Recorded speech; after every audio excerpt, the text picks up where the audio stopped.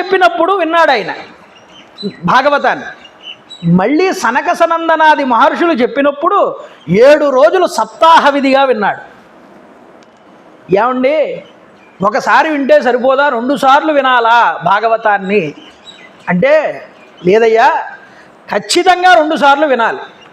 ఎందుకు వినాలి 2 సార్లు అంటే, మొట్టమొదట భాగవతం విన్నప్పుడు నీకు భక్తి కలుగుతుంది. భక్తి కలిగిన తర్వాత ఏం చేయాలి? ఆ వచ్చినటువంటి భక్తితో భాగవతాన్ని 2వ సారి వినాలన్నారు శాస్త్రంలో. అందువల్ల భాగవతం జీవిత పర్యంతంలో 2 సార్లు వినాలయ్యా. ఎలా చెప్పాలి ఈ భాగవతాన్ని? ఎవరు పడితే వాళ్ళు చెప్పగలరా ఈ భాగవతాన్ని అంటే? పండితులకు కూడా ఇది గొప్పదైనటువంటి పరీక్షే. ఎందుకుట అంటే, భక్తి లేకపోతే ఇది పండదు. శాస్త్రం ఉంటే, విద్వత్తు ఉంటే, వాడి చేతిలో ఉన్నటువంటి శాస్త్రము విద్వత్తు వాడి యొక్క గొప్పదైనటువంటి విషయాన్ని బయట పెట్టలేవు. అందుకనే శాస్త్రంలో ఒక మాట చెప్పారండి. ఏమన్నారు అంటే, విద్యావతే భాగవతం పరీక్ష. వీడు నిజంగా విద్యావంతుడు అని తెలియాలంటే వాడికి ఏ పరీక్ష పెట్టాలి అన్నారు. వాడు నిజంగా చక్కనైనటువంటి శాస్త్రాధ్యయనం చేసిన వాడు అని గుర్తించాలి అంటే వాడి చేత భాగవతం అనేటటువంటిది చెప్పించాలి. వాడు ఖచ్చితంగా భక్తి రసంతో భాగవతాన్ని చెప్పగలడా? అలా చెప్పగలిగినటువంటి వాడైతే వాడి విద్య యందు సఫలీకృతమైనట్టు లెక్క. ఎందుకని అంటే భాగవతంలోనే చూపించారు ఆ మాట. ఏమన్నారు? సచ్చిదానంద రూపాయ విశ్వోత్పత్యాది హేతవే తాపత్రయ వినాశాయ శ్రీకృష్ణాయ వయం నమః. ప్రారంభం చేస్తూ సచ్చిదానంద స్వరూపుడైనటువంటి పరమాత్మ చైతన్య స్వరూపుడైనటువంటి శ్రీకృష్ణ భగవానుడికి తాపత్రయ నిర్మూలనార్థమై నేను నమస్కరిస్తున్నాను. ఇది చెప్పారు ప్రారంభం చేస్తూ. ఏమండి, సచ్చిదానంద రూపాయ అన్నప్పుడే పరమాత్మ నిర్గుణ నిరాకార నిర్వికల్ప స్వరూపుడు అని మనకి చెప్తున్నారు. ఇక్కడ భగవంతుడికి 2 లక్షణాలు ఉంటాయండి ఎప్పుడు కూడా.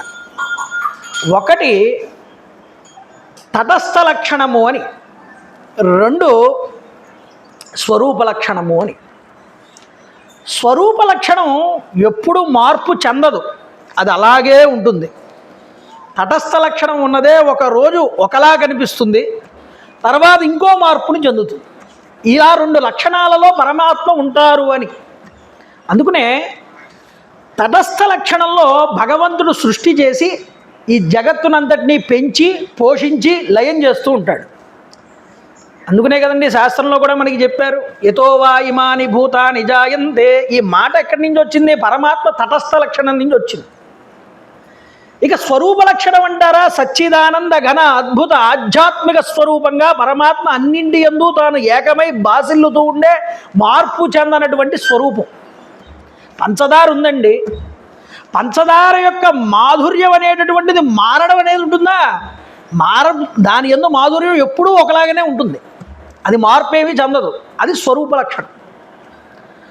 అలాగే తటస్థ లక్షణంలో పరమాత్మ ఒక అవతారాన్ని తాను స్వీకరిస్తారు, కొంతకాలం అవతారంలో ఉంటారు, దుష్ట శిక్షణ చేస్తారు, మళ్ళీ సాధువుల్ని రక్షించి తాను పరంధామానికి వెళ్తారు.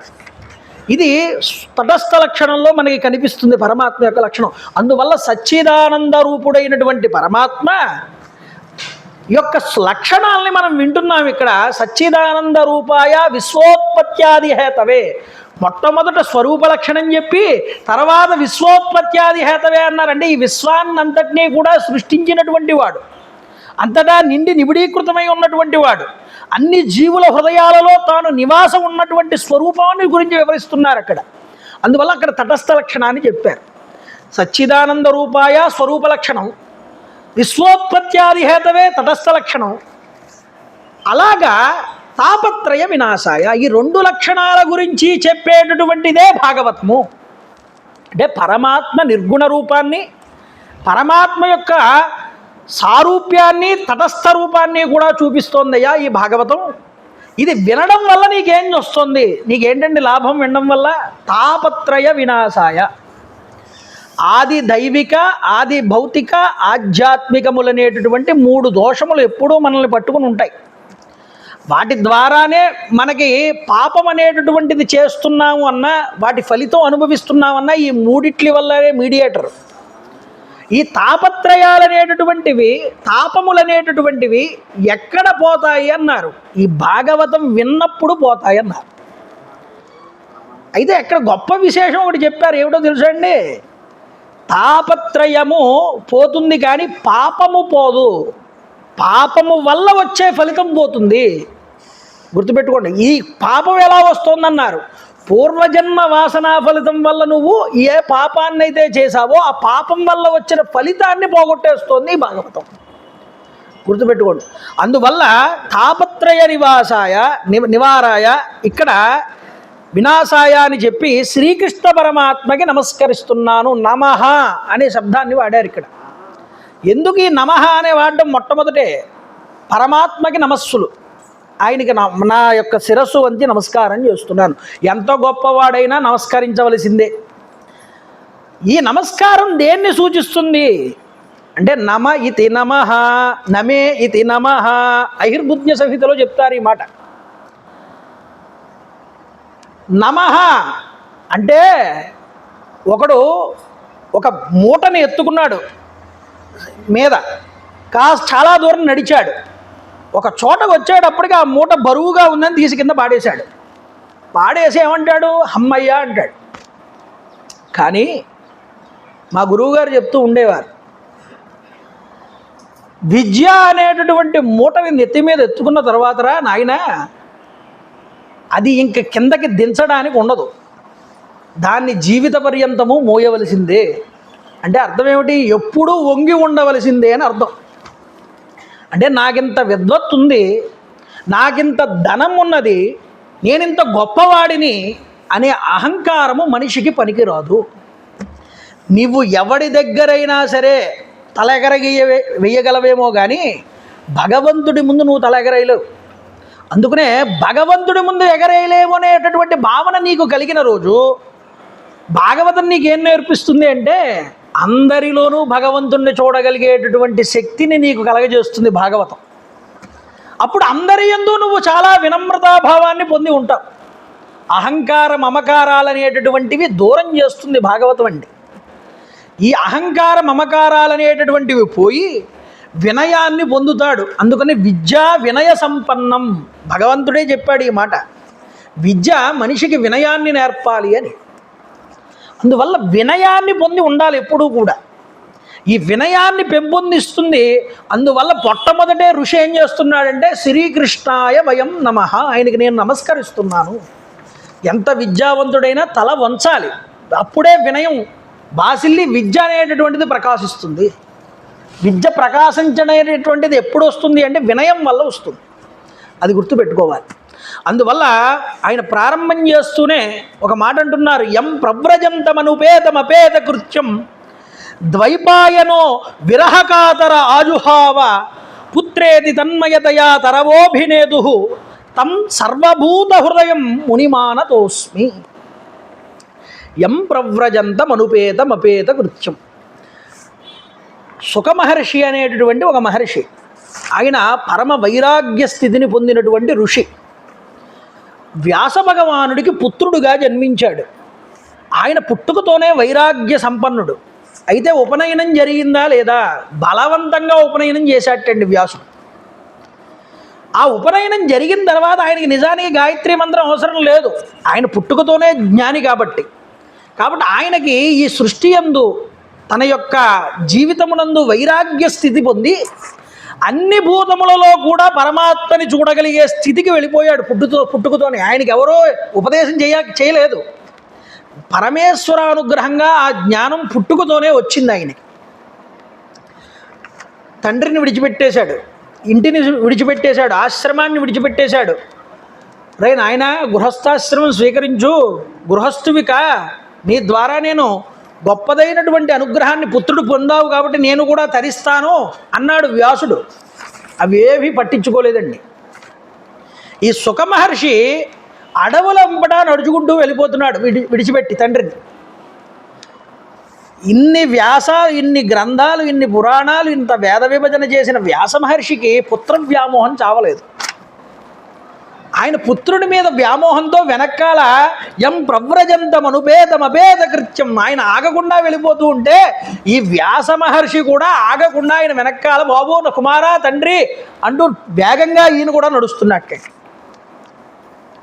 ద్వైపాయనో విరహకాతర వాజువాహ అంటే ఇక్కడ కొడుకు యొక్క వాత్సల్యం, కొడుకు అనేటటువంటి తీపి, ఆ యొక్క విరహం తట్టుకోలేకనటువంటి పరిస్థితుల్లో ఉన్నాడు వ్యాసుడు.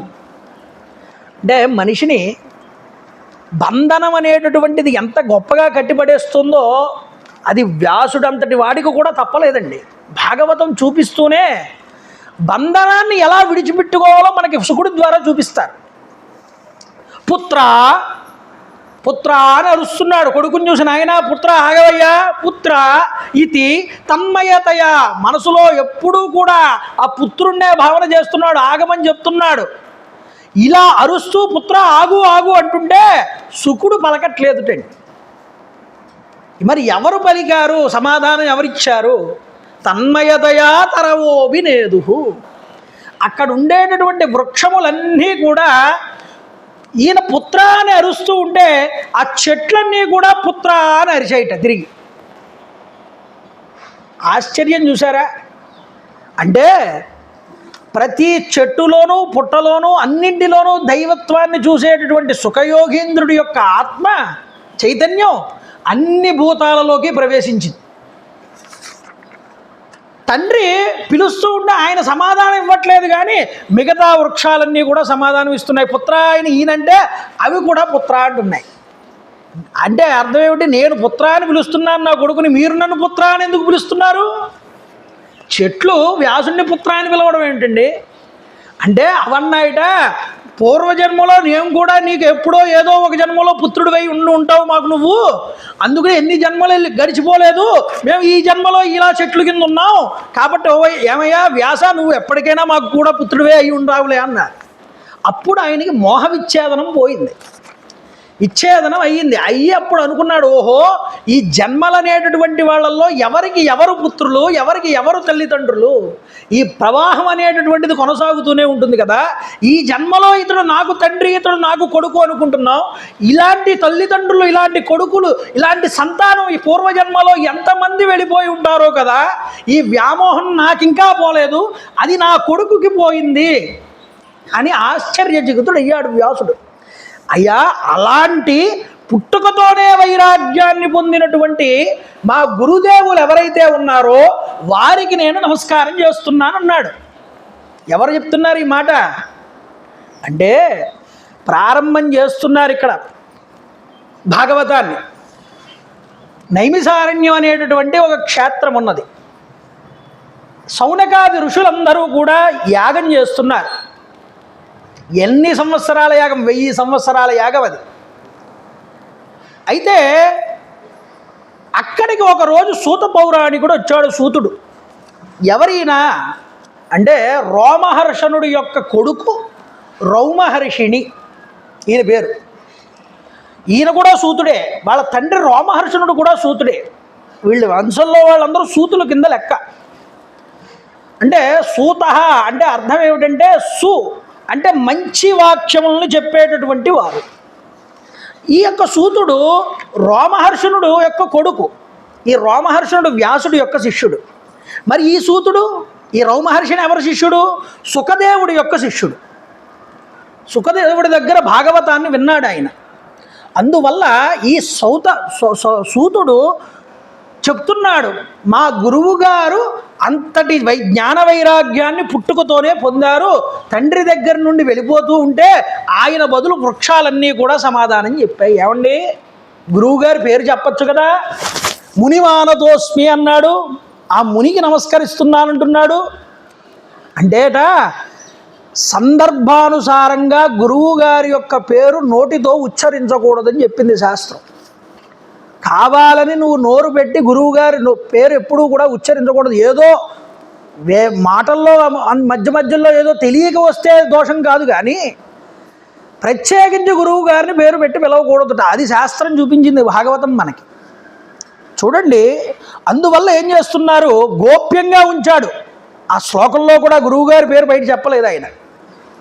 ఆ సూతుడు వీళ్ళందరికీ చెప్తున్నాడు ఈ భాగవతాన్ని ప్రారంభం. అయ్యా, ఏదైనా నువ్వు చూసినటువంటి మనిషిని తరింపజేసేటటువంటి కథలు ఏదైనా ఉంటే చెప్పండి అంటే ఆయన ప్రారంభం చేస్తున్నాడు ఈ కథని. చూడండి, సౌనకుడు అంటే అర్థం ఏమిటి అంటే, సౌనకుడు అంటే ఆయన గొప్పదైనటువంటి ఋషి. కొన్ని వేల మంది ఋషులకి ఆయన కులపతి కింద ఉన్నాడు నైమిసారణ్యంలో. వాళ్ళందరి చేత యజ్ఞయాగాది క్రతువులన్నీ చేయిస్తున్నాడు.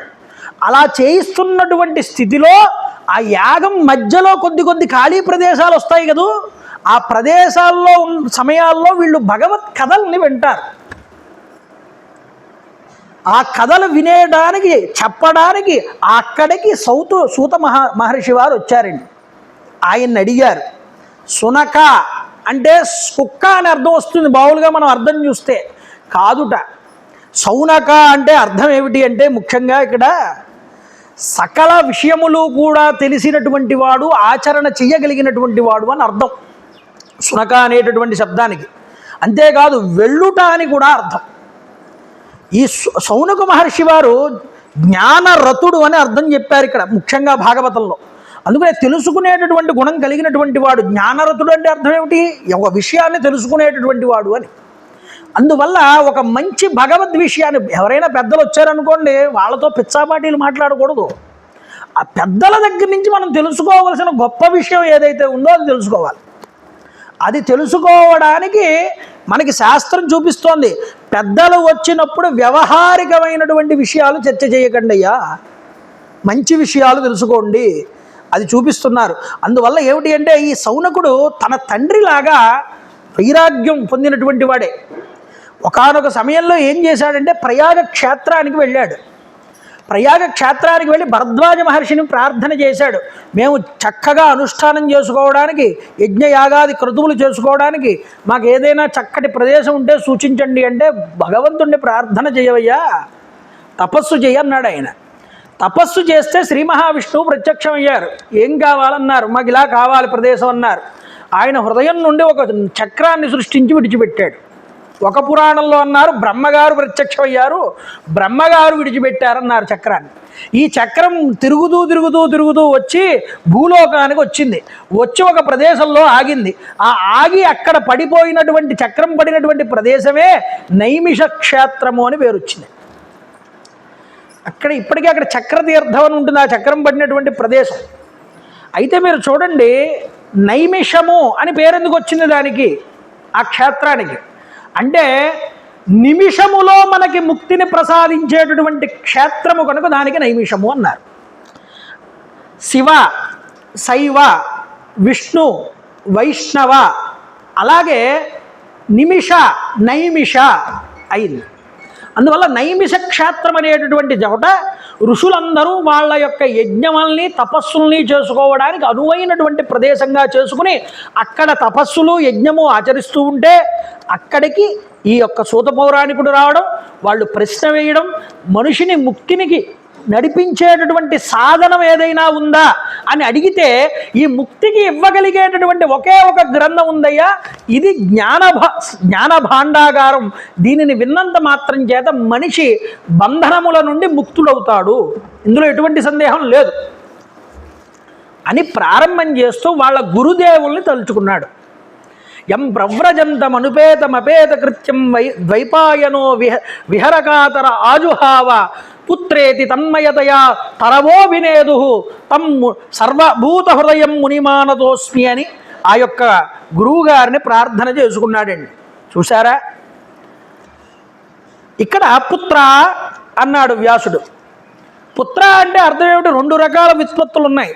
మళ్ళీ తా కింద తావత్తు వస్తే పుత్ర అని ఒకటి, తా కింద రకారం మాత్రమే ఉంటే పుత్ర అని అర్థం. అయితే తా కింద తావత్తు వచ్చినప్పుడు అర్థం ఏమిటి అంటే పున్నామి నరకాన్ని తప్పించడానికి వచ్చిన వాడు పుత్రుడు. ఆ పున్నామి నరకం 21 రకాలుగా ఉంటుందిట. ఇది గరుడ పురాణంలో వివరిస్తారు. ఈ పున్నామి నరకాన్ని తప్పించేటటువంటి వాడు పుత్ర. తా కింద తావత్తు అందుకు వాడతారు.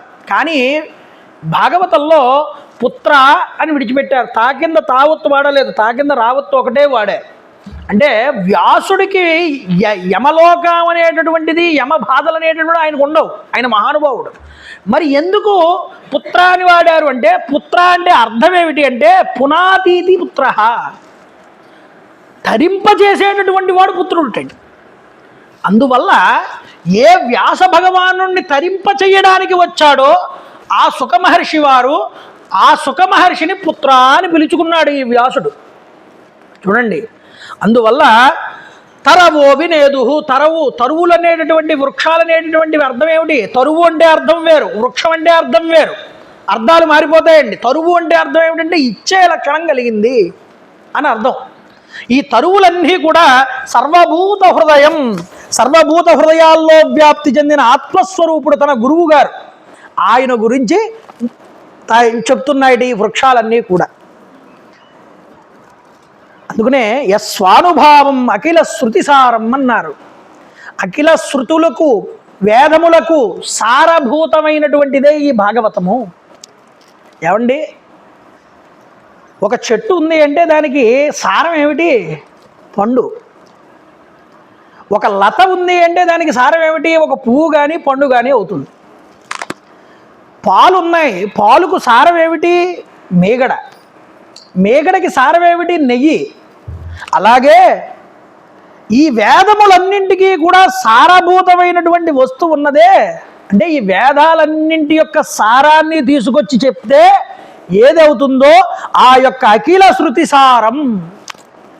అందువల్ల అఖిల శృతుల యొక్క సమస్త శృతులు ఎన్ని వేదాలైతే ఉన్నాయో లోకంలో, ఆ వేదాల యొక్క సారమంతా కూడా ఈ భాగవతంలో నిక్షేపించారయ్యా. అందువల్ల ఈ యొక్క భాగవతాన్ని శ్రద్ధగా విన్నంత మాత్రం చేత వేదముల యొక్క సారాన్ని నువ్వు గ్రహించిన వాడివి అవుతావన్నారు.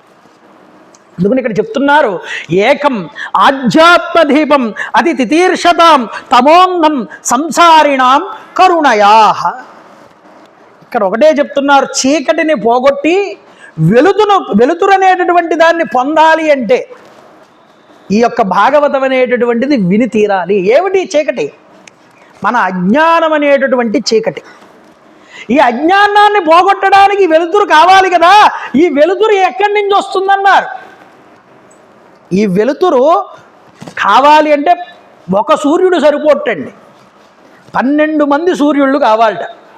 అందుకని ఇక్కడ ద్వాదశాదిత్యుల్ని కూడా ఆవాహన చేస్తారు. ఇక్కడ సూర్యోపాసన అంటే ఏదో మనకి చేసేటటువంటి ఆరాధన కాదు, మన భగవంతుణ్ణి మనం మనసులో పెట్టుకుని ఆ జ్యోతిని వెలిగించేటటువంటి పద్ధతే సూర్యోపాసన అండి. ఆదిత్యస్య శివం విద్యాత్ శివం ఆదిత్య రూపిణం ఉభయోరంతరం నాస్తి ఆదిత్యస్య శివస్య చ. శివుడు వేరు, రుద్రుడు వేరు, సూర్యుడు వేరు కాదయ్యా, సూర్యుడే రుద్రుడు. అందుకనే వేసంకాలం వస్తే సహస్ర ఘటాభిషేకం చేస్తే ఈశ్వరుడికి స్వామివారు మనకి వర్షాన్ని కురిపిస్తారు, చల్లబడతారు. ఏమిటి రిలేషను? జేయస్సదా సవితృమండల మధ్యవర్తి నారాయణ సరసిజాన సన్నివిష్ట. ఆయన నారాయణ స్వరూపుడు సూర్యభగవానుడంటే. ఆయన అజ్ఞాన తిమిర అంధకారాన్నంతటినీ తీసివేసేటటువంటి గొప్ప శక్తి కలిగిన వాడు. కేవలం ఈ చీకట్లను తొలగించడం కాదు, ఆయన అనుగ్రహం ఉంటే అన్ని చీకట్లు మన యొక్క అజ్ఞానం అంతా సమసిపోతుంది. అందుకనే ఆదిత్య హృదయం పుణ్యం సర్వశత్రు వినాశనం జయావహం జపేన్నిత్యం అని మనకి అగస్త్య మహర్షి వారు రామాయణంలో చెప్పలేదు? అక్షయ్యం పరమం శివం, శివాన్ని ఇస్తుంది, మంగళాన్ని ఇస్తుంది, వైభవాన్ని ఇస్తుంది. ఆ సూర్య భగవాను ఒక్కసారి తలుచుకుంటే చాలు. అలాంటి సూర్యుళ్ళు ద్వాదశాదిత్యులుగా ఉంటారు. అలాగా ద్వాదశ స్కందాత్మకంగా ఈ భాగవతం అనేటటువంటిది ఉన్నదయ్యా. అంటే 12 స్కంధాలతో 12 సూర్యుల కింద వెలుగుతోంది ఈ భాగవతం. 335 అధ్యాయాలతో 18,000 శ్లోకాలతో ఎంతటి గ్రంథమో చూడండి. ఇది ప్రతి సారము కూడా భగవంతుడి గురించే చెప్తుంది. ఎక్కడ చూసినా మీరు ఒక శ్లోకాన్ని పట్టుకున్నా సరే. ఇంకా చెప్పమంటారా? ఇది మహామంత్రం అన్నారు భాగవతాన్ని. ఎన్నక్షరాల మంత్రము అని 5,72,000 అక్షరములు కలిగినటువంటి మంత్రం అండి ఇది. ఈ మంత్రం ఎవరైతే ఉపదేశాన్ని పొందుతారో వాడు జీవన్ముక్తుడు అవుతాడు. వాడికి సంసార బంధనం అనేటటువంటిది ఇంక ఉండదు. భగవంతుడి యొక్క రూపాన్ని పొందుతాడు అని. భవరోగం నుండి విముక్తి పొందాలి అంటే ఈ యొక్క మంత్రాన్ని ఉపదేశం పొందాలి. ఏమండి, ఒక పావు కాటు వేస్తే ఒకడు పడిపోయాడు, వాడి చెవిలోకి వచ్చి పావు మంత్రాన్ని చెప్పాడు మాంత్రికుడు. ఆ పావు మంత్రం వాడి చెవిలో వినగానే వాడు చచ్చిన వాడు పడిపోయిన వాడు లేచి కూర్చున్నాడు. నిజానికి వాడికి ఆ మంత్రం ఏమిటో తెలియదు, విన్నవాడికి వాడు ఆ స్పృహలో లేడు. కానీ మంత్రం, పాము మంత్రం చెప్పిన తర్వాత పామును కాటుకు గురైన వాడు లేచి కూర్చున్న విధంగా ఈ భాగవతం తెలిసి విన్నా తెలియక విన్నా ఒక్కసారి ఈ యొక్క భాగవత రసం అనేటటువంటిది చెవులో పడితే వాడి పాపరాశి దగ్ధమైపోతుంది, వాడు జీవన్ముక్త స్థితికి చేరుకుంటాడు, వాడి హృదయంలో భక్తి అనేటటువంటిది అంకురిస్తుంది. ఇది ముఖ్యమండి. కలియుగంలో సాధన యందు ముఖ్యంగా కావలసినటువంటిది భక్తే. జ్ఞాన వైరాగ్యములు అనేటటువంటివి ఈ భక్తి ద్వారానే కలుగుతాయి మనిషికి. భక్తి లేకుండా జ్ఞాన వైరాగ్యాలు కలగమంటే కలగవండి. ఒక భక్తి ఉంటే కలవు.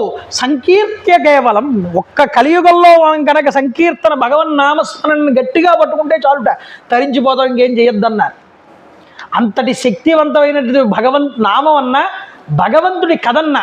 అందుకనే భగవంతుడి యొక్క కథని వినాలి, 1-2 సార్లు దాన్ని అభ్యాసంలో పెట్టుకోవాలి మనం ఎప్పుడూ కూడా. అది మనకి నేర్పేటటువంటి పురాణం ఏదైతే ఉందో అంటే అది కేవలం భాగవతం మాత్రమే. అందువల్ల ఇక్కడ ఈ ముఖ్యంగా ఈ విషయాన్ని మనకి చూపిస్తున్నారు. సంసారిణాం, ఇక్కడ చెప్తున్నారు మరొక మాట, తమోంధం సంసారిణాం కరుణయా అంటే సంసారులకి చెప్పాట ఈ భాగవతాన్ని. నిజానికి ఇది సంసారులకి చెప్పే గ్రంథం కాదండి. ఎందుకు కాదు అంటే పురాణ గుహ్యం అన్నారు దీన్ని. పురాణాలన్నింటిలో చాలా నిగూఢంగా ఉంచవలసిన పురాణం అంటండి ఇది. కానీ సంసారుడికి చెప్పారు. పరీక్షిత్ మహారాజు సంసారి, గృహస్థాశ్రమంలో ఉన్నవాడు పరీక్షిత్ మహారాజు. అలాంటి పరీక్షిత్ మహారాజు గారికి సుఖ మహర్షి వారు 7 రోజులు కూర్చుని ఈ భాగవతాన్ని వినిపించాడు. ఒక సంసారికి ఎందుకు వినిపించారండి? నిజానికి సమ్యక్ హితం శాస్త్రం, ఇది సంహిత అని చెప్పారు మొట్టమొదట ఈ భాగవతాన్ని. సంహిత అంటే సమ్యక్ హితం సంహిత అంటే ఇక్కడ ముఖ్యంగా గొప్పదైనటువంటి హితవాక్యాన్ని చెప్పేటటువంటి గ్రంథం అని అర్థం. అయితే దీన్ని పారమహంస సంహిత అన్నారు. పరమహంసలకి చెప్పేటటువంటి సంహిత, సంసారులకు చెప్పేటటువంటిది కాదు.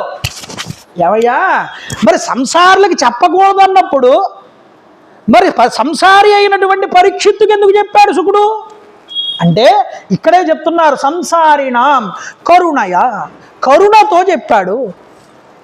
వాడిని అనుగ్రహించడానికి, వాడిని ఉద్ధరించడానికి, వాడి మీద దయ కలిగి దయ వర్షింపజేసి, సన్మానాల వల్ల ధనము వల్ల ఉపదేశించింది కాదండి భాగవతం. మీరు భాగవతం మీరు మొత్తం చదవండి, ఫలానా వారు ఫలానా అతనికి సన్మానం చేశాడు, లేకపోతే ఇంత ధనం ఇచ్చాడు, అందువల్ల భాగవతం ఉపదేశించాడని మీకు ఎక్కడా కనిపించదు. భాగవతంలో మనకి ఎక్కడ చూసినా దయ, కరుణ, ఈ రెండే కనిపిస్తాయి. నారాయణుడు బ్రహ్మగారికి ఉపదేశించిన, బ్రహ్మగారు ఆ యొక్క నారదుడికి ఉపదేశించిన, నారదుడు వ్యాస మహర్షికి ఉపదేశించిన, వ్యాసుడు సుఖమహర్షికి ఉపదేశించిన, సుఖమహర్షి పరీక్షిత్తుకు ఉపదేశించిన కేవలం కరుణతో దయతో వివరించడం మాత్రమే. వాళ్ళ మీద వచ్చినటువంటి కరుణ దయ అంటే గురువు అనేటటువంటి వాడు మనల్ని అనుగ్రహించడానికి మన మీద దయ కరుణ అనే దాన్ని కురిపిస్తాడు తప్ప అతడు కేవలం భోగాల కోసమో సత్కారాల కోసమో లొంగేవాడు కాదయ్యా. అందువల్ల భాగవతం ఒక దయతో ఎదుటివాడి యొక్క మంచి కోసం చెప్పాలి. భాగవతం మనల్ని మనం ఉద్ధరించుకోవడానికి వినాలి భాగవతం. ఇది కేవలం ఆర్భాటాల కోసమో దానికోసమో చేసేది కాదు. నిజానికి రామకృష్ణ గారు ఇక్కడ ఇంత గొప్ప కార్యక్రమం చేస్తూ మధ్యలో నిజంగా ఆ రోజు నైమిష క్షేత్రంలో ఋషులందరూ ఇలా యజ్ఞం చేసుకుంటూ మధ్యలో భాగవతం వినడం ఎంత గొప్పదైన పరిస్థితిలో అలాంటి స్థితిని ఈరోజు ఇక్కడ మీ అందరికీ కల్పించారు ఆయన. నిజానికి చెప్పాలి అంటే ఎందుకంటే ఆ అదృష్టం అన్ని చోట్ల దక్కేటటువంటిది కాదు. అందుకనే భాగవతం అనేటటువంటిది ఎక్కడ జరుగుతుందో అక్కడ అందరు దేవతలు ఉంటారటండి. అందరు దేవతలు ఆవాహన అవుతారు. మనం చేసేటటువంటి క్రతువు కూడా చాలా పరిపూర్ణతను సిద్ధించుకుంటుంది. దేవతల యొక్క అనుగ్రహం అంతలా ఉంటుందండి ఆ చోట. అందువల్ల కేవలం ఒక్క పరీక్షిత్తుకే చెప్పాడా సుఖమహర్షి? పరీక్షిత్తుకు ఒక్కడికే చెప్పలేదు. పరీక్షిత్తు వింటున్నప్పుడు అతని చుట్టూ మహర్షులు ఉన్నారు, దేవతలు ఉన్నారు, యక్షులు ఉన్నారు, గంధర్వులు ఉన్నారు, మనుష్యులు ఉన్నారు. అందరూ కూడా విని ధరించారండి. ఒక్క పరీక్షిత్తు వల్ల ఇంతమందికి భాగవతం అనేటటువంటిది చెప్పబడింది. ఎవరి చేత? సాక్షాత్తు సుఖమహర్షి చేత. అందువల్ల కరుణయానం చేత, కరుణ చేత, దయ చేత మా గురువు గారు ఆ రోజు చెప్పారయ్యా. ఆ చెప్పినటువంటి పరీక్షిత్తుని నిమిత్తం చేసుకుని లోకానికి అంతటికీ కూడా ఈ భాగవత విద్యను అందించారు. అందువల్ల మా గురువు గారు సామాన్యమైన వాడు కాదు. ఆయన గురువులకే గురువు, మునులకే ముని అనే ఆయన గురువు గారి యొక్క గొప్పతనాన్ని ఒక్కసారి తలుచుకుంటున్నాడు ఈ సూత మహర్షి వారు ఆ సౌనకాది మునులందరికీ కూడా చెప్తూ. అందువల్ల చూడండి, ఇక్కడ ముఖ్యంగా కోటి సూర్య సమప్రభ, ఈ భాగవతం కోటి సూర్య సమాకాశమైనటువంటిది. అంత వెలుగుని ప్రసాదిస్తుంది, చీకటుల్ని త్రోలివేస్తుంది అన్నారు. ఎందుకట అంటే చెప్తున్నారు, అజ్ఞానం అనేటటువంటి ఒక చీకటిని జటతి తొలగించేటటువంటి పారద్రోలేటటువంటి జ్ఞానస్వరూప ఘనివయ్యా. ఎందుకు? నువ్వు భాగవతాన్ని మీ గురువు ద్వారా తెలుసుకున్నవాడి. అందువల్ల నువ్వు మా జ్ఞానాన్ని నువ్వు పోగొట్టాలి, మమ్మల్ని అనుగ్రహించాలి. సమస్త వేదముల యొక్క సారం భాగవతం గనక అయితే అలాంటి భాగవత కథా సారాన్ని మాకు చెప్పు అని అడిగారు. మొట్టమొదటి ప్రశ్న. ఇక రెండవ ప్రశ్న ఏమడుగుతున్నారు అంటే, భక్తి జ్ఞాన వైరాగ్యాల్ని మనం ఏ విధంగా పొందాలి? భక్తి ఎలా పొందాలి? భక్తి ద్వారా జ్ఞానము వైరాగ్యము ఎలా సిద్ధిస్తాయి? వీటి గురించి చెప్పు. అలాగే మాయ వల్ల ఏర్పడినటువంటి ఏ మోహం అయితే ఉందో ఆ మోహం అనేటటువంటిది ఎలా పోతుందో మాకు చెప్పు. చూడండి ఎంత గొప్ప ప్రశ్న. పరిప్రశ్న అంటారు. ప్రశ్నలు కూడా చాలా రకాలు ఉంటాయండి. సంప్రశ్న, పరిప్రశ్న అని రకరకాలైనటువంటి ప్రశ్నలు. ఇందులో ఒక మంచి పరిప్రశ్నను అడిగారు వీళ్ళు. కలియుగంలో ఇంద్రియ సుఖాలకు లొంగిపోయేటటువంటి ప్రజలు ఉంటారు ఎక్కువగా. కలియుగాన్ని దృష్టిలో పెట్టుకుని చెప్పాడు భాగవతాన్ని ముఖ్యంగా. ఈ ఇంద్రియ సుఖాలకి లోనైపోయేటటువంటి ప్రజలు ఎక్కువగా ఉంటారు. వీళ్ళందరూ ఏం చేస్తే కృతార్థులు అవుతారో మాకు వివరించండి. ఈ కలియుగంలో ప్రజలు ఎలా కృతార్థులు అవుతారు? అంతేకాదు ఇహలోక పరలోక సుఖాలనిచ్చేటటువంటివి ఉన్నాయి. ఏమిటి? చింతామణి, కల్పవృక్షము ఇలాంటివి. చింతామణి అంటే మనకి ఏం కావాలంటే అది ఇస్తుంది కోరుకుంటే. కల్పవృక్షం అంటే స్వర్గంలో ఉన్న సంపదలన్నింటినీ కూడా మనకి చేకూరుస్తుంది. అంటే ఒకటి ఇహలోకంలో సుఖాన్ని ఇస్తోంది, ఒకటి పరలోకంలో సుఖాన్ని ఇస్తోంది. అయితే వీటన్నింటికన్నా కూడా మాకు ఇహలోక సుఖాలు వద్దు, పరలోక సుఖాలు వద్దు. మాకు ఏం కావాలి? మాకు భగవంతుడి యొక్క సాన్నిధ్యము కావాలి, వైకుంఠ ప్రాప్తి కావాలి, భగవంతుడి యొక్క సారూప్య సామీప్య సాలోక్యములు అనేటటువంటివి మేము పొందాలి.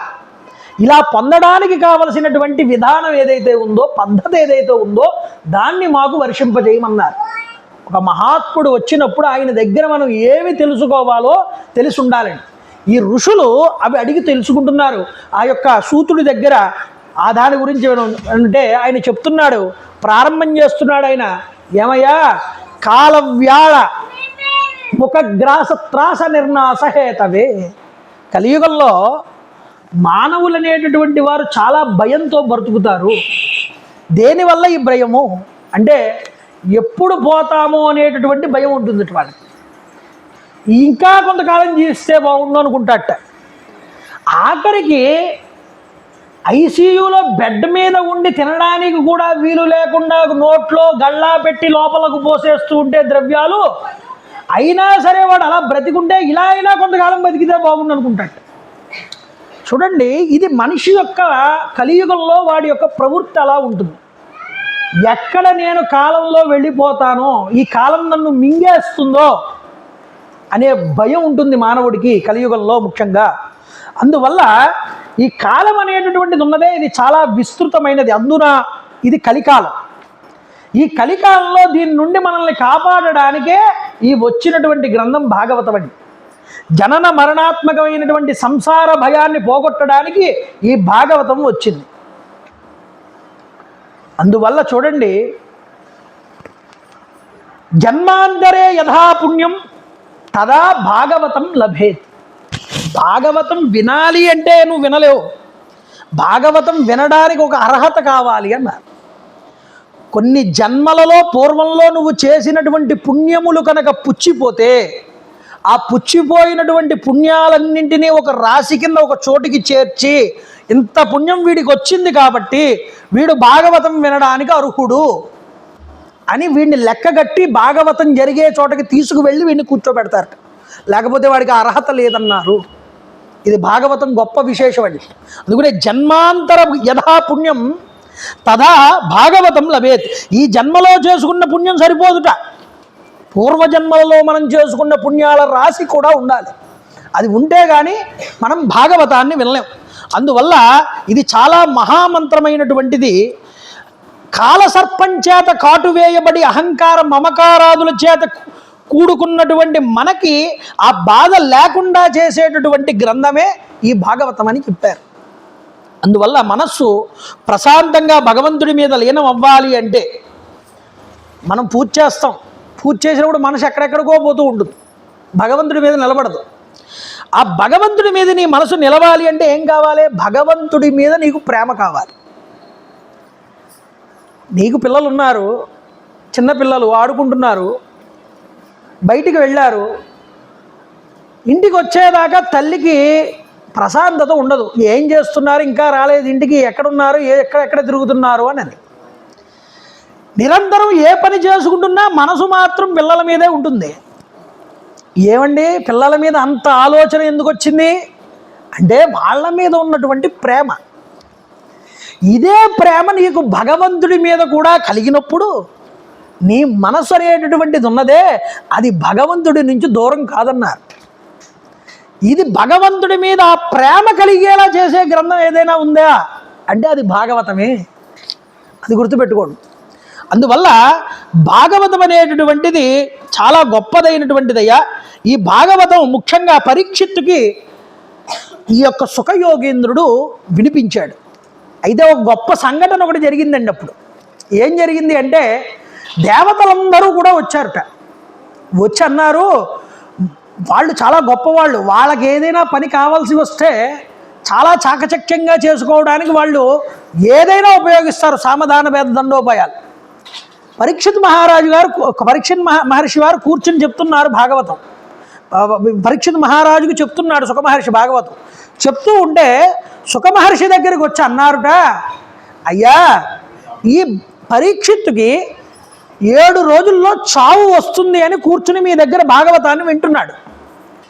ఆ చావు అనేది లేకుండా మేము అమృతం తీసుకొచ్చాం స్వర్గం నుంచి, ఈ అమృతం 2 గుక్కలు అతని చేత తాగించేయండి, తాగించేస్తే అతనికి చావు రాదు. మీరు చెప్పాలనుకున్న భాగవతం ఉన్నదే అది మాత్రం మాకు ఇవ్వండి అన్నారు. ఎందుకంటే స్వర్గంలో భాగవతం లేదు, అమృతం ఉంది. అప్పుడు వెంటనే సుఖయోగేంద్రుల వారు అన్నారట, క్వా సుధ క్వా కథ అని అడిగాడు.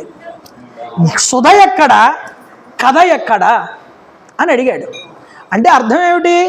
ఏవయా నీ యొక్క అమృతం అనేటటువంటిది ఉన్నదే ఇది కేవలం చావుని మాత్రమే తప్పిస్తుంది, అంతకుమించి ఇది ఏమైనా చేస్తుందా? అంతకుమించి ఏమి చేయలేదు. ఇది గాజు పెంకు ఎక్కడా, వజ్రం ఎక్కడయ్యా?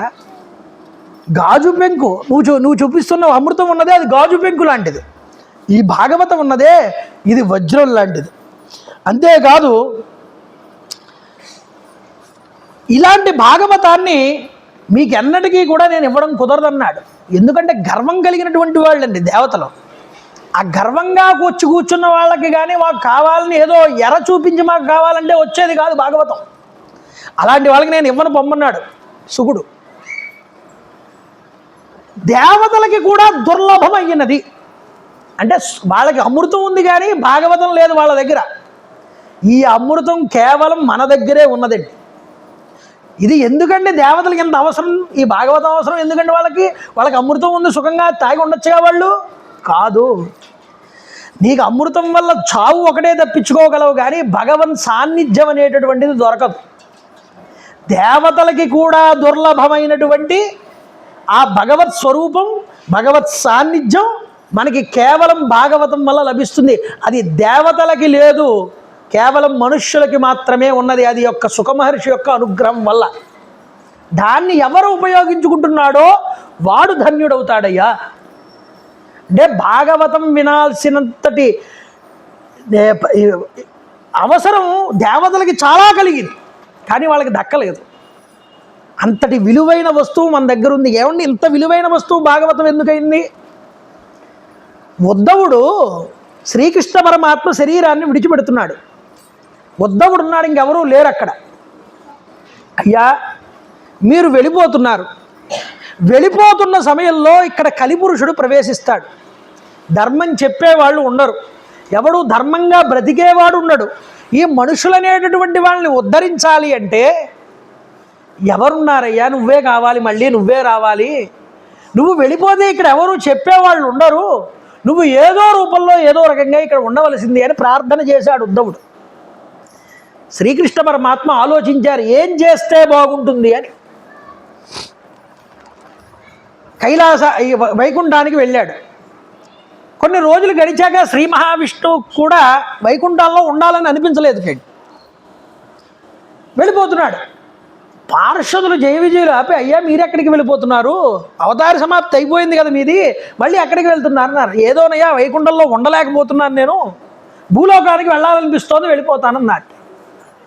భూలోకంలోకి వెళ్ళిపోయి ఎక్కడుంటారు అంటే, నేను భాగవతం అనేటటువంటి దాంట్లోకి వెళ్ళి ఉంటాను అన్నారు.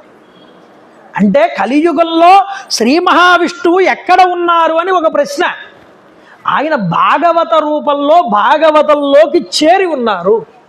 అందుకనే ఈ భాగవతాన్ని రోజు పూజించిన, ఈ భాగవతాన్ని కీర్తించిన, ఒక్క శ్లోకం చదివిన, ఆ కథని విన్నా, సప్తాహ విధంగా ఈ భాగవతాన్ని పారాయణ చేసిన, అది భగవంతుడి యొక్క పరిపూర్ణ కృపా కటాక్ష వైభవాన్ని మనకి కట్టిపెడుతుంది.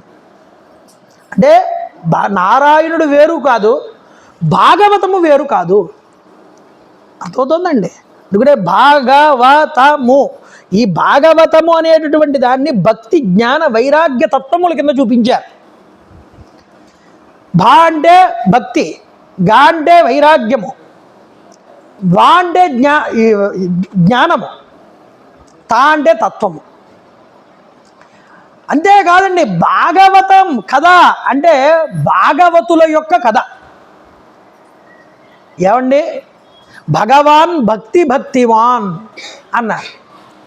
భగవంతుడి దగ్గరికి వెళ్ళి ఒకడు ప్రశ్న వేశారట, మీకు అందరికన్నా ఇష్టమైన వాళ్ళు ఎవరండి అని ప్రశ్న వేశారు.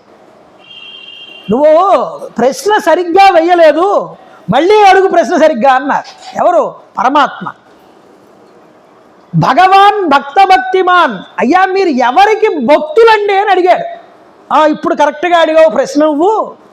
నేను ఎవరికి భక్తున్నావు చెప్తాను విను.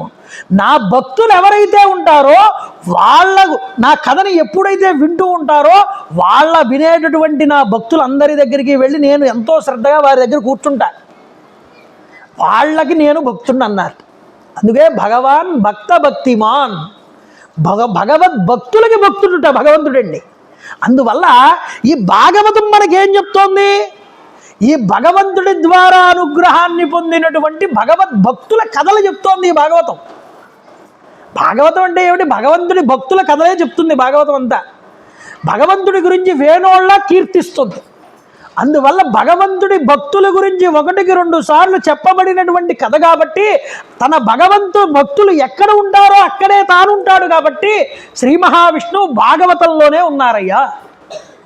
అందువల్ల ఎక్కడ భాగవతం అనేటటువంటిది జరుగుతుందో, ఎక్కడ భాగవత కథా శ్రవణం శ్రద్ధగా వింటున్నారో వాళ్ళకి ఇక ఈ భక్తి వల్ల జ్ఞాన వైరాగ్యములు కలిగి ఇక పునరావృత్తి రహిత శాశ్వత శివ సాన్నిధ్యం అనేటటువంటిది దొరుకుతుంది. అందుకనే శ్రవణం సర్వధర్మేభ్య వరం మన్యే తపోధన వైకుంఠస్థ యత కృష్ణ శ్రవణాద్ యస్య లభ్యతే. ఈ యొక్క భాగవతాన్ని శ్రద్ధగా ఎవరైతే శ్రవణం చేస్తున్నారో వీళ్ళు తపస్సు చేసిన మునులతో సమానమైన వాళ్ళయ్యా అన్నారు. తపస్సు చేసిన ముని ఎంత గొప్ప ఫలితాన్ని పొందుతాడండి? ఆయనకి వైకుంఠలోక ప్రాప్తి కలుగుతుంది. ఆ మునులకి శ్రద్ధగా కూర్చుని 7 రోజులు సప్తాహ విధానంగా ఎవడైతే భాగవతాన్ని వింటున్నాడో వాడికి కూడా వైకుంఠ ప్రాప్తి కలుగుతుంది. ఇది నేను చెప్పిన మాట కాదు, ఈ మాహాత్యంలోనే నారదుల వారు సనక సనందనాది మహర్షులతో చెప్పినటువంటి మాట. వైకుంఠస్థ యత కృష్ణ శ్రవణాది యస్య లభ్యతే. ఈ భాగవతాన్ని శ్రద్ధతో ఎవరైతే వింటున్నారో వాళ్ళు తపస్సు చేసిన వాళ్ళతో లెక్క. వాళ్ళ దృష్టి ఆ చెప్పిన గంటన్నర సేపు భగవంతుడి మీదే లయం అయ్యింది. అందువల్ల ఇది చాలా ఉత్కృష్టమైనటువంటి గ్రంథం. ఇది వినాలి, ఇది అర్థం చేసుకోవాలి. దీని ద్వారా భగవంతుడి మీద భక్తి తప్పకుండా అలవడుతుందన్నారు. అందువల్ల ఈ పరమార్థాన్ని తెలుసుకోవాలి అందరూ కూడా అని చెప్తున్నారు. అందువల్ల దేవతలందరూ కూడా ఈ యొక్క భాగవతాన్ని పొందలేకపోయారు అని చెప్పి బ్రహ్మగారు ఆలోచించి దేవతలకి కూడా దొరకలేదంటే ఈ భాగవతం ఏదో గొప్పదై ఉంటుంది అని ముల్లోకాలని కూడా తీసుకొచ్చి ఒక తక్కెట్లో పెట్టాట. ఆయన సృష్టించిన లోకాలన్నింటినీ ఈ భాగవతాన్ని ఒక్కదాన్ని తీసుకొచ్చి వేరే తక్కెట్లో పెట్టాట. ఆశ్చర్యంగా ఈ ముల్లోకాలు పైకి తేలేట, భాగవతం బరువుగా తూగింది కిందకి. అందువల్ల భాగవతం చాలా శ్రేష్టమైనది అనుకున్నారట ఎవరు? బ్రహ్మగారంతటి ఆయన. అందువల్ల చూడండి ఇక్కడ ఎంత గొప్పది విషయాన్ని చెప్తున్నారో. ఇంతమంది భాగవతం అనేటటువంటిది చెప్తూ ఉంటే కలియుగంలో కూడా చాలామంది భాగవతం చెప్తారట. ఇదే చెప్తున్నాడు, కలియుగానికి మిగతా వాటికి తేడా ఏమిటి అంటే చెప్పేవాడి దాంట్లో కనుక సారం లేకపోతే అందులో భగవంతుడు ఉండడు. ఎందుకని? ఈ కలియుగంలో మానవులు అల్పబుద్ధులై ఆశాపరులై కేవలం ధనార్జన కోసమనే ఈ యొక్క భాగవతాలని ప్రచారం చేయడం ఇంటింటికి వెళ్ళి జరుగుతూ ఉంటుంది కొన్ని చోట్ల. అలా ధనార్జనతో చెప్పిన సొంత విషయాలు కలిపి చెప్పిన అందులో సారం అనేటటువంటిది పోతుందయ్యా. గురుముఖత తత్వత అందులో తత్వాన్ని తెలుసుకుని భాగవతాన్ని ఎవడైతే చెప్తాడో దాని మీద భగవంతుడి దృష్టితో భక్తితో ఎవడైతే చెప్తాడో దానివల్ల చెప్పిన వాడికి శ్రేయస్సు, విన్నవాడికి శ్రేయస్సు. అందువల్ల భాగవతం కలియుగంలో శ్రద్ధతో చెప్పమన్నారు, భక్తితో చెప్పమన్నారు. అందుకనే అర్ధ సముపార్జన కోసం కాదు, ముఖ్యంగా భాగవతం భక్తి కోసం. భగవంతుడి మీద భగవంతుడి కథని చెప్పకుండా ఉండలేని పరిస్థితి వచ్చినందుకు గాను ఆ భావాన్ని పైకి ప్రకటింపజేయడమే భక్తి. ఆ భాగవతాన్ని అందుకోసం చెప్పమన్నారు. ఎందుకంటే అర్థమనర్థం భావయ నిత్యం. అర్థమే శాశ్వతం కాదు, డబ్బు మాత్రమే శాశ్వతం కాదు. డబ్బుయే శాశ్వతం అంటే డబ్బే నిన్ను గొప్పగా తీసుకువెళ్తుంది అంటే లోకంలో చాలామంది డబ్బున్న వాళ్ళు ఉన్నారు. వాళ్ళందరికీ మనస్సులు శాంతంగా ఉన్నాయని మీరు అనుకుంటున్నారా? అందుకనే శాస్త్రం ఏం చెప్పిందంటే ప్రచ్చతి గచ్చతి నశ్యతీతి అర్థ. వచ్చి జీవితంలో మన దగ్గర కొంతకాలం ఉండి మళ్ళీ వెళ్ళిపోయేది ఏదైతే ఉందో అది డబ్బు, అది అర్థం. ఏమండి మా తాత ముత్తాతల దగ్గర నుంచి మా దగ్గర చాలా ఆస్తుంది, మా దగ్గర ఎప్పుడు డబ్బు పోవడం అనేది లేదంటాడు ఒక్కొక్కడు తెలివిగా. ఏవయ్యా డబ్బు నిన్ను విడిచిపెట్టి పోకపోయినా నువ్వైనా డబ్బును విడిచిపెట్టి పోవాల్సిందేగా ఎప్పటికైనా. అది గుర్తుపెట్టుకో. గచ్చతి పృచ్చతి అంటే నువ్వైనా దాన్ని విడిచిపెడతావు, అదైనా నిన్ను విడిచిపెట్టేస్తుంది. అలాంటి అర్థాన్ని కోసమని ధనం వా పురుషేలోకే పురుషో ధనమేవహ. అందువల్ల అది పురుషుణ్ణైనా విడిచిపెట్టేస్తుంది, పురుషుడు దాన్నైనా విడిచిపెట్టేయాలి. అందువల్ల అర్థాన్ని కాస్త ప్రధానం చేసుకుని పరమార్థాన్ని విడిచిపెట్టుకోకు. కాబట్టి అర్థమేం కోసం, డబ్బు కోసం అని పరమార్థాన్ని విడిచిపెట్టేస్తే భగవంతుడు నీకు దూరం అయిపోతాడు. అందువల్ల పరమార్థం కోసం భగవంతుడి కోసం బ్రతుకు. ఎప్పుడైతే ద్రవ్య దృష్టి ఉందో, డబ్బు కోసం ఆశ ఉన్నదో అప్పుడు ఏం జరిగింది ఇక్కడ? తదా సారహ తతో గతః. అందులో సారం అనేటటువంటిది పోయింది. ఇప్పుడు అందరూ డబ్బు కోసమే కదండి పంట పండించినా అందులో సారం ఉండట్లే. పంటే కాదు, ఏ వస్తువైనా మనం ఉపయోగించే దాంట్లో సారం లేదు. ఎందుకు లేదు? అందరూ కూడా దాన్ని ద్రవ్య దృష్టితో చూడడం వల్ల. అందుకనే భూమి, మన హిందూ ధర్మం ఎంత గొప్పది అంటే ఒక చెట్టుని, ఒక పుట్టని, దేన్నైనా దైవంగా కొలిచేటటువంటి ఒక నదిని, ఒక చెరువుని, దేన్నైనా దైవంగా చూడమని చెప్పింది. దైవంగా చూస్తే అందులో అమ్మ కనిపిస్తుంది నీకు. దాన్ని ఏదో ఒక ఉపయోగకరమైన వస్తువుగా దాని ద్వారా 4 రూపాయలు సంపాదిద్దామంటే అది నీకు ఒక మోహినిగా కనిపిస్తుంది, నిన్ను మోహంలోకి పాడేస్తుంది. దానివల్ల ప్రకృతి నాశనం అయితే ఆ ప్రకృతే నిన్ను నాశనం చేస్తుంది. అందుకనే ఈ రోగాలు, ఈ యొక్క ఆరోగ్యాలు అనేటటువంటివి నిలబడకపోవడం, ఆయుష్ క్షీణించడం ఈ కలియుగంలో ఎందుకు జరుగుతోందయ్యా అంటే ఇందులో సారం అనేది లేకపోవడం, పరమార్థం అనేది మనం దూరం చేసుకోవడం వల్ల. ఈ పరమార్థం మనకి కావాలంటే, ద్రవ్య దృష్టి పోవాలి అంటే భాగవతం వినమన్నారు. ఈ కథను ప్రభావవంతంగా చెప్పుకోవడం, భక్తితో చెప్పుకోవడం, సాంప్రదాయమైనటువంటి పద్ధతిలో చెప్పుకోవడం చేత ఈ కథ యొక్క సారం అనేటటువంటిది నిలబడుతుంది. భక్తితో వినాలి, భక్తితో చెప్పాలి, సారవంతంగా ఎటువంటి కల్పనలు కథలు ఇందులో దూర్చకూడదు. ఉన్నది ఉన్నట్టుగా భగవత్ప్రీతిగా చెప్పమన్నారు. సమస్త వేదాల సారం భాగవత సారం అయితే ఈ కథాసారం ఎప్పుడు నిలబడుతుంది అంటే ఇది ఎప్పుడూ కూడా విపరీత భావాలు కలగకుండా చెప్పినప్పుడే ఈ కథ నిలబడుతుంది, ఈ సారం నిలబడుతుంది. అందువల్ల చెప్పేవాడు కూడా ఒళ్ళు దగ్గర పెట్టుకుని భాగవతాన్ని చెప్పాలి సుమా అని మనకి ముఖ్యంగా చూపిస్తున్నారు. కలిలో నరకంలో పడిపోతారు జనులందరూ, వీళ్ళ శిక్షలు అనుభవించవలసి వస్తూ ఉంటుంది. ఈ శిక్షలు అనుభవించిన వాళ్ళందరూ కూడా మళ్ళీ కలియుగంలో ఎలా పుడతారు అన్నారు. భాగవతంలో చెప్పిన మాటే ఇది. వీళ్ళందరూ పుణ్యక్షేత్రాల్లో పుడతారటండి. ఈ పాపాలు చేసిన వాళ్ళందరూ కూడా ఆ తీర్థాలని, ఆ క్షేత్రాలని పాడు చేస్తూ ఉంటారట. అక్కడికి వెళ్ళి అక్కడ నదుల్ని కలుషితం చేసేస్తారు. అక్కడ తీర్థం ఉందా, ఆ తీర్థాన్ని కూడా పాడు చేస్తారు వాళ్ళు. అక్కడ డబ్బు అయిపోతుంది అంతా, ఇంక పరిమితం. నువ్వు ఇంత డబ్బు ఇస్తే ఇందులో మొలగాలంటాడు, లేకపోతే ఇంత ఖరీదంటాడు. ఇంటే తీర్థాల సారాన్ని అంతటినీ పోగొట్టేస్తారు కలియుగంలో ఈ పాపాత్ములందరూ ఆ ప్రదేశాల్లో పుట్టి. చూసారా? అంటే క్షేత్ర వైశిష్ట్యం ఉండదు, తీర్థ వైశిష్ట్యం ఉండదు. మరి భగవంతుడు ఎక్కడుంటాడండి? భాగవతంలోనే ఉంటాడు. భాగవతాన్ని విను, భాగవతాన్ని చదువు. ఎక్కడ భాగవతం జరిగిందో అక్కడ 1,000,000 అశ్వమేధ యాగాలు జరిగినంత ఫలితం వస్తుంది ఆ ప్రదేశానికి. ఎక్కడ భాగవతం జరిగిందో 1,000,000 పుణ్య నదీ జలాలన్నీ అక్కడికి వచ్చి ఆవాహన అవుతాయి.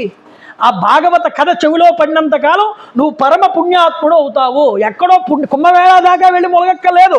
ఈ 7 రోజులు ఇక్కడ కూర్చుంటే కుంభమేళా కన్నా గొప్పదైన నదీ స్నాన ఫలితం మీకు వస్తుందన్నారు. అది ఇక్కడ మనకి భాగవతం చెప్పేది. అందువల్ల ఇది గొప్పదైనటువంటి తీర్థరాజమయ్యా. కాబట్టి నారదుడిలో ఈ యొక్క గొప్పదైనటువంటి నారద మహర్షి వారు ఇక్కడ చెప్తున్నారు. గొప్పదగిన విశేషం ఉంది. ఏమిటి అంటే నారదుల వారు ఈ భాగవతాన్ని 2 సార్లు విన్నారు. చెప్పానుగా ఇందాక, ఒకటి సనక సనందనాది మహర్షులు చెప్తే విన్నారు, ఒకటి బ్రహ్మగారు చెప్తే విన్నారు. వాళ్ళు 2 బాలభక్తుల్ని అనుగ్రహించారు. ఒకళ్ళు ప్రహ్లాదుడు, 2 ఈ యొక్క ధ్రువుడు. వీళ్ళిద్దరిని ఈయన అనుగ్రహించాడు. ఈ అనుగ్రహించినటువంటి ఆ యొక్క నారద మహర్షి వారు ఒకరోజు భూలోకంలోకి విహారానికి వచ్చారండి. వచ్చి ఇక్కడ గంగా, యమున, సరస్వతి, పుష్కర క్షేత్రము, హరిద్వారము, అలాగే కాశీ, గయా మొదలైనటువంటి క్షేత్రాలన్నీ తిరుగుతున్నారు. తిరిగి వెళ్తూ వెళ్తూ యమునా నదీ తీరం దగ్గరికి వెళ్ళారు, బృందావన క్షేత్రం దగ్గరికి. అక్కడ ఒక స్త్రీ యవ్వనంలో ఉన్నది. 2 కుమారులు పడిపోయి ఉన్నారు నేల మీద. వాళ్ళిద్దరినీ చూసి ఏడుస్తోంది ఆ స్త్రీ అండి. ఎవరు చెప్తున్నారు? సూతుడు చెప్తున్నాడు సౌనకాది మునులందరికీ కూడా. చూడ్డానికి తల్లిగారేమో యవ్వనంగా పొడుచుగా ఉన్నది. పడిపోయిన 2 పిల్లలు ముసలి వాళ్ళ కింద ఉన్నారు. ఉడికిపోయి ఉంది శరీరం అంతా కూడా, జవసత్వం లేకుండా ఉంది. వణికిపోతున్నారు, లేవలేకపోతున్నారు. చూశాడు ఈ ఆశ్చర్యకరమైనటువంటి సంఘటన నారదుల వారు. అమ్మా, ఏమిటమ్మా, ఎందుకు బాధపడుతున్నావు? వాళ్ళిద్దరూ ఎవరు? వాళ్ళు అలా ఎందుకు దుఃఖిస్తున్నారు, లేవలేకపోతున్నారు ఎందుకు అని అడిగాడు. అయ్యా, నా పేరు భక్తి అంటారు. కలియుగం ప్రవేశించిన తర్వాత నా పరిస్థితి ఇలా అయిపోయింది. నేను ఎన్నో క్షేత్రాలు తిరిగాను, ఎక్కడా నాకు విలువ లేకుండా పోయింది. ఒక్క ఈ యమునా నదీ తీరం దగ్గరికి, ఈ బృందావన క్షేత్రం దగ్గరికి శ్రీకృష్ణ పరమాత్మ నడయాడినటువంటి నందగోకుల కులానికి నేను వచ్చిన తర్వాత కొద్దిగా నాకు స్వాంతన లభించి ఈ యవ్వనత్వం అనేటటువంటిది వచ్చింది. కానీ నా బిడ్డలు ఇద్దరు జ్ఞాన వైరాగ్యాలు, వీళ్ళిద్దరికీ మాత్రం ఆ యొక్క యవ్వనం రాలేదు, పడిపోయి ఉన్నారు, వీళ్ళని నేను ఉద్ధరించలేకపోతున్నాను. మీరు మహాత్ములు, ధన్యులు, మీరు సకల శాస్త్రములు తెలిసినటువంటి వారు, నా కుమారులైనటువంటి జ్ఞాన వైరాగ్యాల్ని మీరు ఉద్ధరించాలి అని కోరుకుంది. నారదుల వారు ఆశ్చర్యచకితుడయ్యాడు. భక్తి చాలా గొప్పదండి. భక్తి ఉన్న చోట పరమాత్మ ఉంటారు. అలాంటి భక్తికే కలియుగంలో ఎలాంటి గతి పట్టిందో చూడండి. ఇన్ని దేశాలు తిరిగితే ఆవిడకి ఏమీ అక్కడా కూడా సుఖం లభించలేదు. ఒక్క బృందావన క్షేత్రం దగ్గరికి వెళ్ళిన తర్వాత యమునా నది తీరం దగ్గర శ్రీకృష్ణ పరమాత్మ నడియాడిన భూమి కది. అక్కడికి వెళ్ళిన తర్వాత కాస్త స్వాంతన చెందింది, కానీ జ్ఞాన వైరాగ్యాలు రాలేదు, అలాగే పడున్నాయి. అంటే భక్తి ద్వారానే జ్ఞాన వైరాగ్యాలు సిద్ధిస్తాయి. భక్తికి కొడుకులు ఈ జ్ఞాన వైరాగ్యాలు. అమ్మా నువ్వే బాధపడితే ఎలాగమ్మా?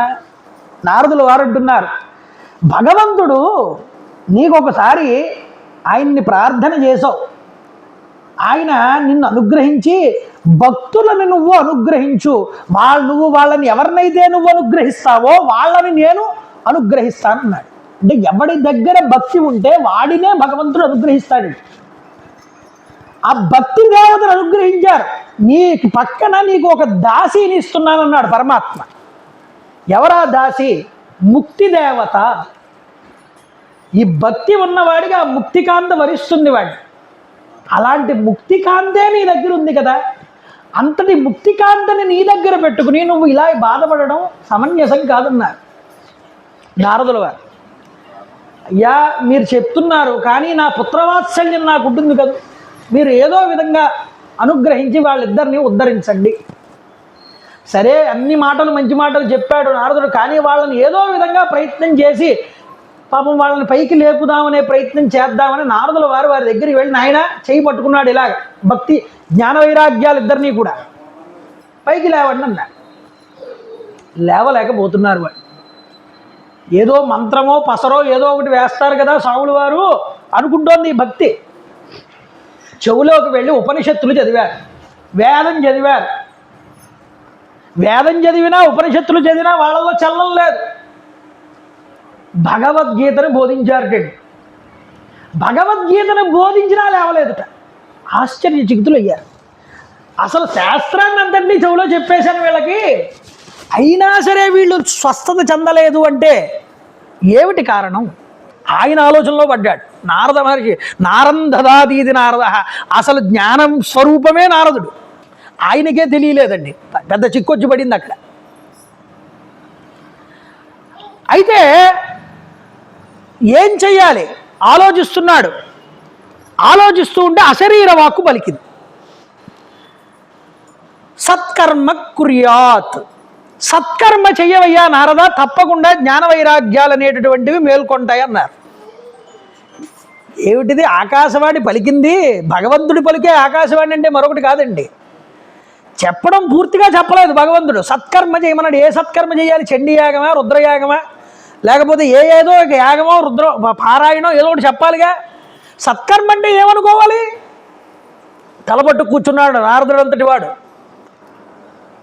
ఊరూరు తిరిగాడు. అమ్మా నువ్వు కంగారు పడకు, ఈ సత్కర్మ అంటే ఏమిటో ముందు నేను తెలుసుకొస్తాను భక్తీదేవికి చెప్పి ప్రతి ఊరు తిరగడం మొదలుపెట్టాడు. క్షేత్రాలు, తీర్థాలు, పట్టణాలు, సన్యాసుల్ని కలుసుకున్నాడు, మునుల్ని కలుసుకున్నాడు, అందరినీ కలుసుకున్నాడు. అందరినీ అడుగుతున్నాడు, ఈ సత్కర్మ అని చెప్పాడు, అశరీర వాక్కు చెప్పింది, ఈ ఏమిటి సత్కర్మ అని. అందరూ వాళ్ళు కూడా తల్ల పట్టుకున్నారు. నారదుడు అంతటి పండితుడిగా ఇది తెగలేదంటే మాలాంటి వాళ్ళకి ఎక్కడ తెగుతుంది ఏమోనయ్యా మాకు తెలియదని కొంతమంది వెళ్ళిపోయారట. ఈయన చాలా పండితుడు, ఈయన ముందు మనం నిలబడలేవని కొంతమంది, అసలు ఆ సమాధానం కూడా చెప్పకుండా కొంతమంది వెళ్ళిపోయారట.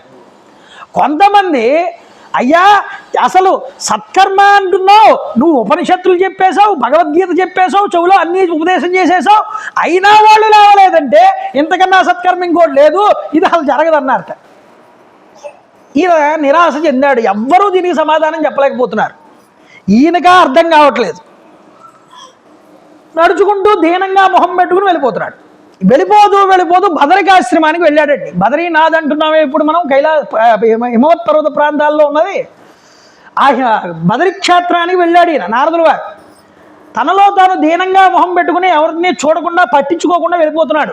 అక్కడ సనకసనందనాది మహర్షులు అక్కడ నలుగురు కూర్చుని ఉన్నారు. చూశారు నారదుణ్ణి. ఎవయ నారద ఇలా రా అని పిలిచారు. నారదుడు వచ్చాడు.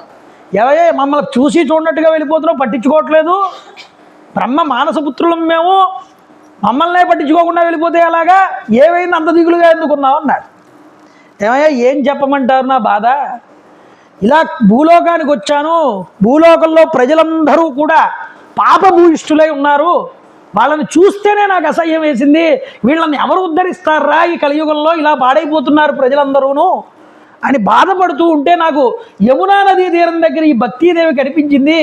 వాళ్ళ కుమారులు జ్ఞాన వైరాగ్యాలు ఇద్దరు ముసలి వాళ్ళై పడిపోయారు, వాళ్ళని లేపడానికి ప్రయత్నం చేస్తే వాళ్ళు లేవలేదు, వాళ్ళ చెవిలో ఎన్నో ఉపదేశాలు చేశాను అయినా వాళ్ళకి స్వాంతత చెందలేదు, ఇప్పుడు నాకు అశరీర వాక్కు సత్కర్మ చెయ్యమని చెప్పింది, ఆ సత్కర్మ ఏమిటో తెలియక నేను బాధపడుతున్నాను అన్నాడు. వాళ్ళన్నారు ఏవయో సత్కర్మ అంటే నీకు తెలియకపోవడం ఏమిటి, పూర్వం నువ్వు మీ తండ్రి గారి దగ్గర నుంచి ఉపదేశం పొందిందే, నువ్వు వ్యాస మహర్షికి చెప్పిందే, అది మళ్ళీ నేను మీకు కొత్తగా చెప్పాలా, సత్కర్మ అంటే భాగవత శ్రవణము, భగవంతుడి యొక్క వైభవం గురించి భగవత్ భక్తుల గురించి వినడమే భాగవతం సత్కర్మ, అంతకన్నా గొప్ప సత్కర్మ కలియుగంలో మరొకటి లేదు. ఈ భాగవత కథనంతటినీ కూడా నువ్వు కనుక వింటే, ఆ భక్తికి ఆ కుమారులకి చెప్తే కనుక వాళ్ళు మళ్ళీ తప్పకుండా స్వస్థత చెందుతారు, ఇందులో ఎటువంటి సందేహము కూడా లేదు అన్నారు. అయితే ఎప్పుడైతే ఇలా చెప్పారో వెంటనే నారద మహర్షి వారు వాళ్ళని నమస్కారం చేసి, ఎంతగానో మహాత్ములారా, నిజానికి ఈరోజు నా మహద్భాగ్యం అనేటటువంటిది పండింది, ఎందుకంటే మీరు నాకు దయ చూపి ఆ ఆకాశవాణి చెప్పిన సత్కర్మ గురించి వివరించారు. సత్పురుషులతో గోష్ఠి అంటే ఇదేనేమో, నిజానికి సత్పురుషుల వల్ల ఎంతో గొప్ప విషయం అనేటటువంటిది తెలుస్తుందో ఈరోజు నాకు అర్థమైంది. కాబట్టి హరిశరణం, ఆ భగవంతుడే అందరికీ రక్షకుడు, ఆ భగవంతుడి గురించి మమ్మల్ని హరిశరణం మేవ హి నిత్యం ఏషా ముఖే వచః అనే మాట మంత్రంగా సదా సర్వదా మీ నోటి నుండి జాలువారుతూ ఉంటుంది. కాబట్టి ఈ లోకమునందు పరమాత్మని పొందగలిగేటటువంటి ఆ మహద్భాగ్యం భాగవత కథలకే ఉన్నది.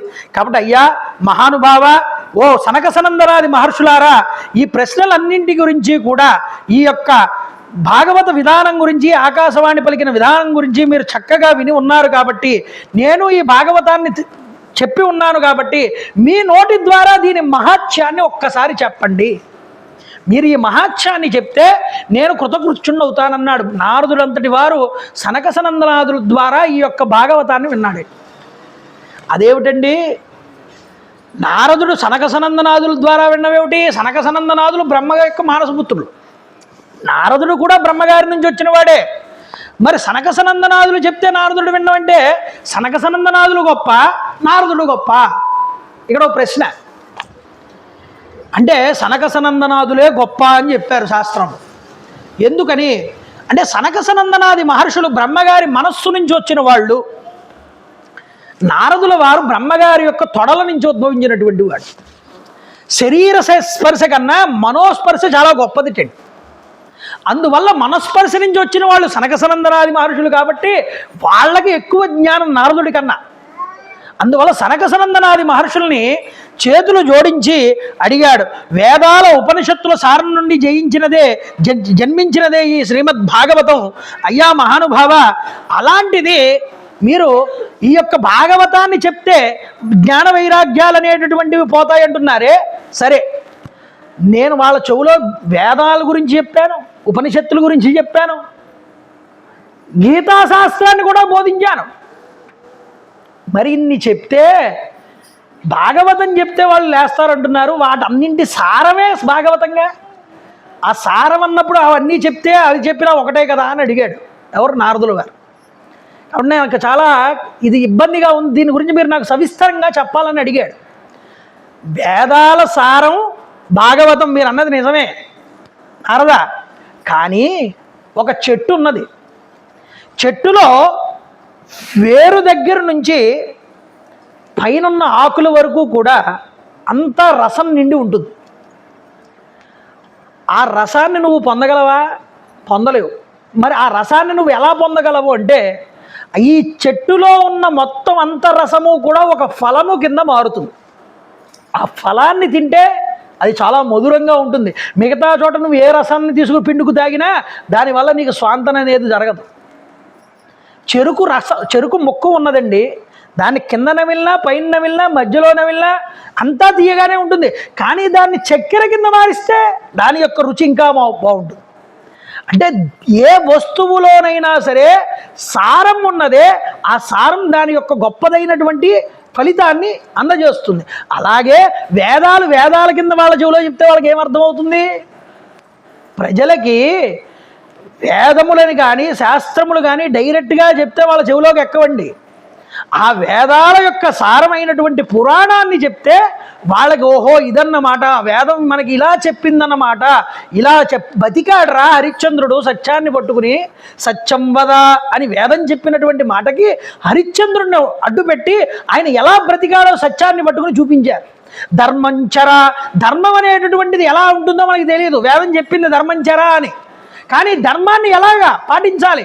రామచంద్ర ప్రభు ఉన్నాడు రా రామాయణంలో, రామో విగ్రహవాన్ ధర్మ సాధు సత్యపరాక్రమ. ఆయన నడిచిన మార్గం ఉన్నదే అది రామాయణం. ఆయన ఎలా నడిచాడో నువ్వు కూడా ఆయన్ని చూసి నేర్చుకో, అది నీకు మార్గదర్శకం అవుతుంది. అంతే పురాణం అనేటటువంటిది ఉన్నదే, ఇది వేదముల యొక్క సారముగా ప్రతి మనిషి కూడా తెలుసుకోవడానికి వీలుగా ఇచ్చినటువంటిదే. అందుకనే పూర్వం ప్రతి పల్లెలలోనూ పురాణ ప్రవచనాలు జరిగేవి. పురాణం జరిగితే ఆ పురాణం వినడం వల్ల అందరూ, అప్పట్లో అన్నీ కులాలున్నా సరే అప్పుడు అందరి మధ్యలో కూడా అక్క చెల్లి తమ్ముడు బావమరిది ఈ భావాలు ఉండేవి. ఇప్పుడు కులాలు లేవు నిజానికి చెప్పాలి, కానీ కుల ద్వేషాలు పెరిగిపోయాయి. ఎందుకని? పక్కింటోడికి ఇంటికి ఎవడో కారు వేసుకొచ్చినా వాడిని చూసి వీడు ఓరవలేడు. అలాంటి స్థితికి వెళ్ళిపోయారు జనం. ఎందుకు వెళ్ళిపోయారయ్యా అంటే, పూర్వం సాయంత్రం అయ్యేటప్పటికి ప్రతి ఊళ్ళో ఏదో ఒక దేవాలయంలో గంట సేపు పురాణమో హరికథో బుర్రకథో ఏదో ఒకటి జరిగేది, భగవత్ సంబంధమైనటువంటి విషయం. అది అక్కడ కూర్చుని అందరూ కూర్చుని వినేవారు. అది వినడం వల్ల ఎలా బ్రతకాలో ఎవరితో ఎలా ఉండాలో తెలిసేది ప్రజలకి. ఇప్పుడు అది లుప్తమైపోయిందయ్యా, ముఖ్యంగా పల్లెటూళ్ళలో. పట్టణాల్లో వాళ్ళకి భయం, ఎంతో కొంత వెళ్ళి దేవాలయానికి వెళ్ళాలనే ఆలోచన ఉన్నది, కానీ పల్లెటూళ్ళల్లో అది లేదు. ముఖ్యంగా కలిపురుషుడు పల్లెల్లోంచే ప్రారంభమయ్యాడు. అందువల్ల ప్రతి వారు కూడా ఈ పురాణాన్ని విన్నా, ఈ భాగవతాన్ని విన్నా వాళ్ళు తప్పకుండా ఈ సారాన్ని ఎప్పుడైతే తీసుకుంటారో ఆ సారం వల్ల వాళ్ళు స్వస్థత చెందుతారు. ఆ జ్ఞాన వైరాగ్యములు అనేటటువంటివి. అంటే అయ్యా అది ఎక్కడ చెప్తారు మీరు ద్వారా నేను వినాలనుకుంటున్నాను అంటే, ఇక్కడ కాదు, గంగాద్వారం దగ్గరికి వెళ్దాం, హరిద్వార్ అని పిలుస్తారు. హరిద్వార్ దగ్గర అక్కడ కూర్చుందాం, అక్కడ ఆనందవనం అనేటటువంటి ఆశ్రమం ఉన్నది. ఆ ఆనందవనంలో కూర్చుని నేను చెప్తాం, మీరు ఇంద్రు గారి మహత్యాన్ని అంటే అక్కడికి జ్ఞాన వైరాగ్యాలతో సహా భక్తి కూడా వచ్చిందండి. ఎక్కడ భాగవతం వినిపిస్తామో అక్కడ భక్తి ఉంటుంది. ఆ భక్తి తన ఇద్దరు పిల్లలతో కూడా మోసుకుంటూ వాళ్ళిద్దరిని అక్కడికి వచ్చి అక్కడ ప్రత్యక్షమయ్యింది. ఈవిడెప్పుడు వచ్చిందన్నారు మిగతా ఋషులందరూ చూసి. ఎక్కడ భాగవతం వినిపిస్తుందో ప్రారంభం అవుతుందో అక్కడ భక్తి వచ్చి కూర్చుంటుందయ్యా అని సనక సనందనాది మహర్షులు చెప్పారు. ఈ భాగవత సప్తాహం 7 రోజుల పాటు జరిగింది. దేవతలందరూ ఆనందించారు, వినడానికి దేవతలు కూడా వచ్చారట అక్కడికి, ఋషులందరూ ఆనందించారట. ఈ భక్తికి ఆ జ్ఞాన వైరాగ్యాలకి కూడా ఆనందం కలిగింది. వాళ్ళు స్వస్థత చేకూరారు ఈ 7 రోజులు భాగవతం వినడం వల్ల. అంతేకాదు భక్తి శ్రీ మహావిష్ణువు సాక్షాత్తుగా అక్కడ ప్రత్యక్షమయ్యారు. ఏం కావాలన్నారు అంటే, నన్ను అనుగ్రహించండి, ఈ కలియుగంలో ఈ భక్తి అనేటటువంటిది నిలబడాలి, దానికోసం నేనేం చెయ్యాలి అని అడిగితే అప్పుడు అన్నారు, స్వామి నువ్వు భగవద్భక్తుల హృదయాలలో నీకు స్థానం ఇస్తున్నాను భక్తి అని ఆ భక్తిని అనుగ్రహించారు. అంటే శ్రీహరి భక్తులు, భగవంతుడి యొక్క భక్తులు ఎక్కడైతే ఉంటారో, ఎక్కడైతే ఆ భగవంతుడి కీర్తనల్ని పారాయణ చేస్తారో, ఎక్కడ భగవంతుడి కథల్ని శ్రవణం చేస్తారో అక్కడల్లా వాళ్ళ హృదయాలలో భక్తీదేవి వచ్చి కూర్చుంటుంది. భక్తి ఉన్న చోట భగవంతుడు ఉంటాడు, భగవంతుడు ఉన్న చోట నారాయణుడు నివాసమై వాళ్ళందరినీ అనుగ్రహిస్తాడు. వాళ్ళకి జ్ఞాన వైరాగ్యాలు కలిగి శాశ్వతమైనటువంటి ముక్తి లభిస్తుంది.